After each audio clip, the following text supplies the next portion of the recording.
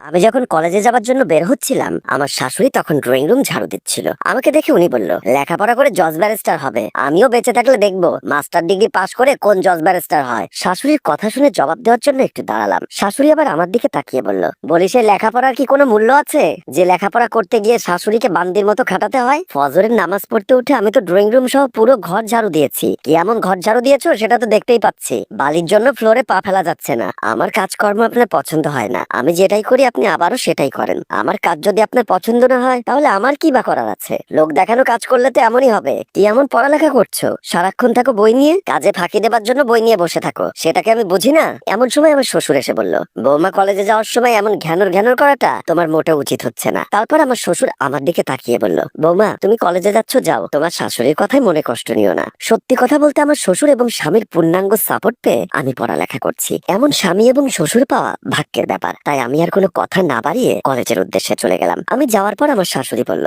আমি শুধু ঘ্যানর ঘ্যানর করি, বউ যে লেখাপড়ার ওসিলায় কোনো কাজকর্ম করে না সেদিকে কি তোমাদের খেয়াল আছে? চারজনের সংসারে কি এমন কাজ যেটা করতে একেবারে তোমার জীবন শেষ হয়ে যাচ্ছে? সংসারের কাজ তো তোমরা চোখে দেখবে না, ছেলেরা কি কখনো সংসারের কাজ চোখে দেখে? একদিন ফজরে উঠে সংসারের কাজগুলো করে দেখো, তখন বুঝবে এই সংসারে কত কাজ। এমন সময় আমার স্বামী অফিসে যাওয়ার জন্য বের হচ্ছিল। তাকে দেখে আমার শাশুড়ি বলল, শোন মুন্না, আমার জীবনটা শেষ হয়ে এসেছে তোর বাপের সংসারে কাজ করতে করতে। ভেবেছিলাম তোর বউ আনলে একটু সুখ পাবো, কিন্তু সেই সুখ আর কপালে জুটলো না। তোরা বাপ ছেলে মিলে বউকে কলেজে ভর্তি করিয়ে দিয়েছিস। আমারই সংসারে সব কাজ করতে হয়। আমার সাপ কথা, আমি আর কোনো কাজ করতে পারবো না। হয় তোর বউয়ের কলেজ যাওয়া বন্ধ কর, না হয় ঘরে একটা চাকরানি রাখ। বলেই আমার শাশুড়ি চলে গেলেন। আমার শ্বশুর বলল, তোর মায়ের কথায় রাগ করিস না, তুই অফিসে যাচ্ছিস যা। বাবার কথা শুনে মুন্না বলল, মা কিন্তু মিথ্যা বলছে না, ইভাকে কলেজে ভর্তি করিয়ে দেওয়াটা মনে হয় উচিত হয়নি। তোর মুখে এমন কথা শোভা পায় না মুন্না। তোর উচিত স্বামী হিসাবে তোর বউকে সাপোর্ট করে যাওয়া। তোর মায়ের ব্যাপারটা আমি দেখছি। তারপর আমার স্বামী অফিসের উদ্দেশ্যে চলে গেলেন। আমার শাশুড়ি ছাদে গেছে কাপড় শুকাতে দিতে। উনি নিজে নিজে বকবক করছেন আর কাপড়গুলো শুকাতে দিচ্ছিলেন। অনেকের কাপড়ের সাথে আমার স্কুল ড্রেস গুলো শুকাতে দিচ্ছিলেন আর নিজের মতো করে নিচে বকবক করে যাচ্ছেন। এমন সময় ছাদে কাপড় শুকাতে দিতে আসলেন পাশের ফ্ল্যাটের প্রিয়া ভাবি। আমার শাশুড়িকে আমার কাপড় চোপড় শুকাতে দিতে দেখে প্রিয়া ভাবি বললেন, চাচি আপনার কপালের দুঃখ মনে হয় আর গেল না। কোথায় এ বয়সে আপনার ছেলের বউ আপনার কাপড় ধুয়ে দিবে, তা না উল্টো আপনার ছেলের বউয়ের কাপড় আপনাকে শুকাতে দিতে হয়। প্রিয়া ভাবির মুখে এমন কথা শুনে আমার শাশুড়ি বলল, সে কপাল নিয়ে তো পৃথিবীতে আসেনি রে মা। মনে করেছিলাম ছেলেটাকে বিয়ে করালে অন্তত পায়ের উপর পাতুলে বসে বসে খাবো, আমার সব কাজ আমার ছেলের বউ করবে। হয়েছে উল্টো, এখন ছেলের বউয়ের সব কাজ আমাকে করতে হয়। ছেলের বউকে কলেজে ভর্তি করিয়ে দেওয়ার কোনো দরকার ছিল কি? আমিও তো এইচএসসি পাশ করেছি, বিয়ের পর তো আর কলেজের নাম মুখে আনিনি। আপনার ছেলের উপর লেখাপড়া করে কি আর করবে? আমারও তো সেই একই কথা মা, মেয়েরা বেশি পড়ালেখা করে কি লাভ? শেষ বয়সে এসে হাড়ি পাতিল মাজা ছাড়া মেয়েদের কি আর কোনো কাজ আছে? শাশুড়িকে তাল দিতে প্রিয়া ভাবি বলল, একটা কথা মনে রাখবেন চাচি, লেখাপড়া যতই করুক সাবধান, ছেলের বউকে চাকরিতে দিবেন না, তাহলে কিন্তু পরক্রিয়া করে পালিয়ে যাবে। শেষে আপনাদের বংশের বাণিজ্য ডুববে। আমার শাশুড়িও মন্ত্রমুগ্ধের মতো কথাটা শুনে বলল, আমি ল্যাংড়া মোর্শেদের মেয়ে, আমার বাবার এক ঠ্যাং ল্যাংড়া হলেও কুস্তি খেলায় আমার বাবার সাথে কেউ পারতো না। সেই বাবার মেয়ে আমি বেঁচে থাকতে ঘরের বউ বাহিরে গিয়ে চাকরি করবে, সেটা হতে দিব না। বলে আমার শাশুড়ির কাপড়গুলো শুকাতে দেওয়া শেষ হলে ছাদ থেকে নেমে গেলেন। আমি তখন কলেজ থেকে ফিরছিলাম। সিঁড়ি বেয়ে আমাদের বাসার দিকে যাওয়ার সময় ছাদ থেকে নামছিলেন পাশের ফ্ল্যাটের প্রিয়া ভাবি। ভাবি আমাকে দেখে বললেন, ভাবি মনে হয় কলেজ থেকে আসছেন? হ্যাঁ ভাবি, আজ একটু লেট হয়ে গেছে। অনেক বড় কপাল নিয়ে পৃথিবীতে এসেছেন আপনি। না হয় বিয়ের পরে লেখাপড়া করাতে কোনো স্বামী বা শ্বশুর বাড়ির লোকজন কি রাজি হয়? ভাবির কথা শুনে আমি বললাম, আমার শ্বশুর এবং স্বামীর সাপোর্ট না পেলে আমিও পারতাম না, তবে আমার ভাগ্য ভালো, ফেরেশতার মতো একজন শ্বশুর পেয়েছি। এটা সম্পূর্ণ ক্রেডিট আমার শ্বশুরের। আপনি শ্বশুরটা ভালো পেলেও শাশুড়িটা মোটেও ভালো পাননি। এ কথা কেন বলছেন ভাবি? আমার শাশুড়ি অনেক ভালো, আমার মায়ের মতো করে আমাকে স্নেহ করে। স্নেহ করে না ছাই, পুরো মহল্লায় আপনার নামে বদনাম করে বেড়ায়। না না ভাবি, আপনার মনে হয় ভুল হচ্ছে। আরে না, একটু আগে আমি ছাদে কাপড় শুকাতে দিয়ে গেলাম, সেখানেও আপনার নামে যাতা বললো। আপনার ভালোর জন্যই কথাগুলো বললাম, তবে সাবধান, আমার কথা কিন্তু বলবেন না। আপনি একটু চোখ কান খোলা রেখে চলবেন। বলে উনি সিঁড়ি বেয়ে নেমে গেল। আমি ওনার চলে যাওয়ার পানে তাকিয়ে রইলাম। আমি জানি ভদ্র মহিলা সুবিধার মানুষ না। আমাদের সমাজে এমন কিছু মহিলা থাকে যারা অন্যের সুখ সহ্য করতে পারে না। প্রিয়া ভাবিও তেমন একজন মহিলা, সারাক্ষণ পরের বিপদ করে বেড়ায়। শেষ পর্যন্ত আমি নিজের বাসার দিকে চলে গেলাম। কলেজ থেকে আসার পর দুপুরে খাওয়া দাওয়া করে একটু রেস্ট নিচ্ছিলাম। আমার খাটের উপর শুয়ে আছি। এমন সময় আমার শাশুড়ি এসে আমাকে একটা গুঁতো দিয়ে বলল, এই ব্যারিস্টারের মাইয়া, কলেজ থেকে এসে এক থালা খেয়ে শুয়ে পড়েছো। বলি রাতের রান্না বান্না কে করবে? আমি না হয় দুপুরের গুলো রান্না করি, কিন্তু রাতের গুলো তো তোমার রান্না করা উচিত। আমি শোয়া থেকে উঠে বললাম, মা আজ কলেজ থেকে হেঁটে হেঁটে বাসায় এসেছি, তাই পুরো শরীর ব্যথা করছে, আর একটু রেস্ট নেই, সন্ধ্যার পরে রান্নাঘরে যাব।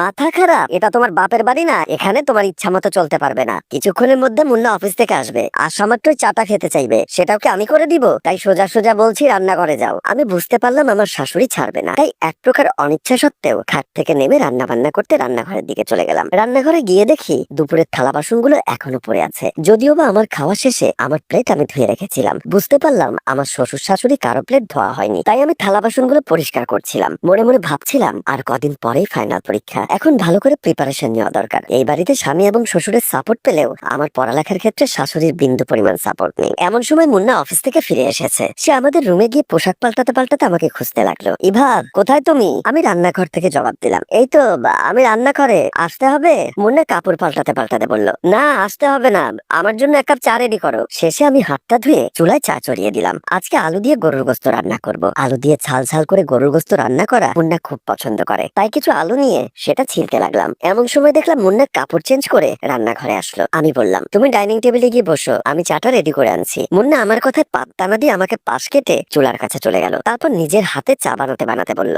আগামী পরশু তোমার ফাইনাল এক্সাম, তুমি পড়তে না বসে কিচেনে এলে কেন? আমি তার দিকে তাকিয়ে বললাম, সকালে আমি কলেজে যাই বলে দুপুরের রান্না বান্নাটা শাশুড়ি মা করেন, তাই আমি রাতের রান্নাটা করি। তোমার পড়ালেখার ক্ষতি হবে না? এই তো ঘন্টাখানেকের মধ্যে রান্না বান্না শেষ হয়ে যাবে, তারপর গিয়ে পড়তে বসবো। মুন্না চা বানানো শেষ করে আমার পাশে বসে চা খেতে খেতে বলল, মায়ের কথায় তুমি রাগ করো না। সত্যি কথা বলতে আমাদের একান্নবর্তী পরিবারের মা ছাড়া আর কেউ ছিল না। বাবা অফিসে চলে গেলে মা সারা দিন ঘরের কাজগুলো করতো। আমার বড় আপুও লেখাপড়া নিয়ে ব্যস্ত ছিল, তাই মায়ের কাজে হেল্প করতো না। মা ভেবেছিল ছেলের বউ এনে উনি একটু রেস্ট পাবে, কিন্তু তোমার পড়ালেখা শেষ হয়নি বলে বাবা আর আমি দুজনে তোমাকে কলেজে ভর্তি করিয়ে দিলাম, যেটা মা পছন্দ করেনি। আমি মুন্নাকে আশ্বস্ত করে বললাম, মায়ের কথায় তেমন কিছু মনে করি না, সারাদিন উনি অনেক পরিশ্রম করেন, তাই দুটো কথা বলতে পারেন। আচ্ছা হয়েছে, আলুগুলো আমি ছিলছি, তুমি গিয়ে পড়তে বসো। আরে না, কিছু হবে না, আমার এখনই হয়ে যাবে। মুন্না আমার কথা শুনলো না, এক প্রকার জোর করে আমাকে তুলে দিল, তারপর নিজে আলু ছিলতে লাগলো। আমি পড়তে রিডিং রুমের দিকে চলে গেলাম। আমি যখন রিডিং রুমে প্রবেশ করলাম তখন দেখলাম আমার শাশুড়ি জায়নামাজের পাটি বিছিয়ে নামাজ পড়ছে। আমি পড়ার টেবিলে গিয়ে বসলাম। ওনার নামাজ পড়ার ডিস্টার্ব হবে দেখে আমি বই খুলে ছোট করে করে পড়তে লাগলাম। আমার শাশুড়ি সালাম ফিরিয়ে মোনাজাত ধরলেন। মোনাজাতে হাত তুলে আল্লাহর কাছে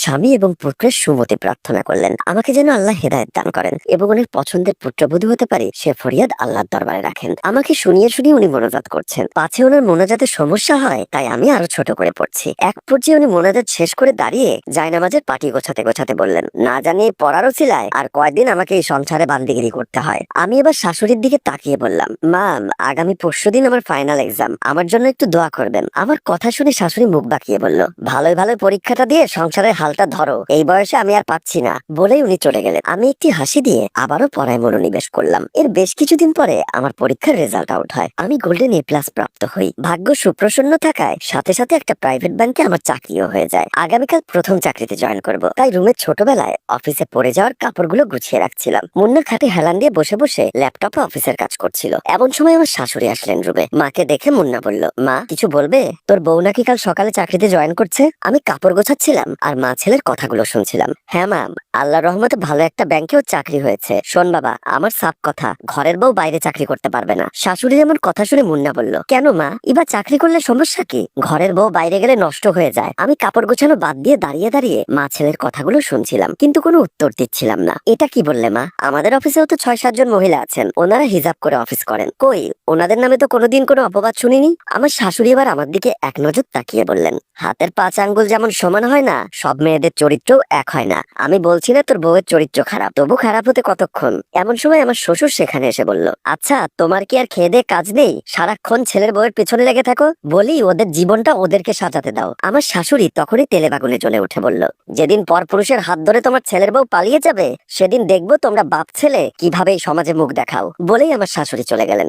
আমার শ্বশুর আমার দিকে তাকিয়ে বললেন, বৌমা তুমি তোমার শাশুড়ির কথায় কষ্ট নিও না, আল্লাহর রহমতে ভালো একটা চাকরি পেয়েছো, মন দিয়ে চাকরিটা করো। আমি যতদিন বেঁচে আছি ততদিন আমি তোমাকে সাপোর্ট দিয়ে যাব। শ্বশুরের কথা শুনে আমার মনটা ভরে গেল। আমি শ্বশুরের কাছে গিয়ে পায়ে ধরে সালাম করে বললাম, আপনি শুধু আমার জন্য দোয়া করবেন বাবা। দোয়া তো সব সময় করি। ঠিক আছে বৌমা, তুমি তাড়াতাড়ি ঘুমিয়ে পড়ো, কাল সকালে উঠে আবার চাকরিতে যেতে হবে। বলেই আমার শ্বশুর চলে গেলেন। আমি মুন্নার কাছে এসে কোল থেকে ল্যাপটপটা নামিয়ে তার কোলের উপর হয়ে বসে দুহাত দিয়ে গলা জড়িয়ে ধরে বললাম, সতী তোমার মতো স্বামী পাওয়া ভাগ্যের ব্যাপার। আমি অফিসে কাজ করছি, আজ আমার চাকরিতে 1 মাস পূর্ণ হতে চললো। আমি যখন ল্যাপটপে গ্রাহকদের নতুন ব্যাংক অ্যাকাউন্ট গুলো অ্যাক্টিভ করছিলাম, এমন সময় আমার ব্র্যাক ম্যানেজার বাবু চৌধুরী সাহেব এসে বললেন, Mrs Iba Rahman, congratulations on a successfully 1 month job with our bank. আমি সাথে সাথে দাঁড়িয়ে পড়লাম, থ্যাংক ইউ স্যার, আপনার সহযোগিতা না পেলে হয়তোবা সফলতার সাথে চাকরি করতে পারতাম না। স্যার তখন একটা হাসি দিয়ে বলল, আপনার স্যালারি কিন্তু আপনার অ্যাকাউন্টে চলে এসেছে। অফিস শেষ করে যাবার সময় সময় তুলে নিতে পারবেন। ইটস ওকে স্যার, ঠিক আছে কাজ করুন বলেই ম্যানেজার স্যার চলে গেলেন। আমি চেয়ারে বসে